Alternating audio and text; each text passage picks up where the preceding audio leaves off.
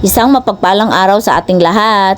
For today's video ay magluluto nga lang po ako dito ng sinigang na maya-maya. Dahil masama po ang pakiramdam ko kaya gusto ko pong humigop ng masarap na sabaw. Sa aking paglulutuan ay naglagay po ako dito ng 3 cups ng hugas bigas, sibuyas, siling green at 3 pirasong hinog na kamatis. Naglagay rin po ako dito ng patis. Pinakuluan ko nga lang po ito hanggang sa maluto na po'y kamatis. Nang maluto na po'y kamatis ay nilagay ko na po dito yung isdang maya-maya. Napakasarap po ng isda nito lalo't sariwa po. Naglagay rin po ako dito ng dahon ng malunggay, talbos ng kamote at katas ng kalamansi. Ang paglalagay po ng kalamansi ay depende po sa asim na gusto nyo. Pakukuluan ko nga lang po ito ng mga 5 minuto. Pagkalipas po ng 5 minuto ay titikman ko naman po ito.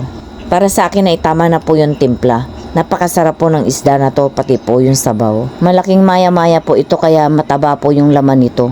At malasa po ang sabaw. Napakasarap po. Subukan nyo rin po yung ganitong luto, sinigang sa kamatis at kalamansi. Masarap po humigop ng mainit na sabaw lalo na po kung may sipon at ubong katulad ko. Kain na po tayo. Yan lang po muna and God bless us. Follow for more.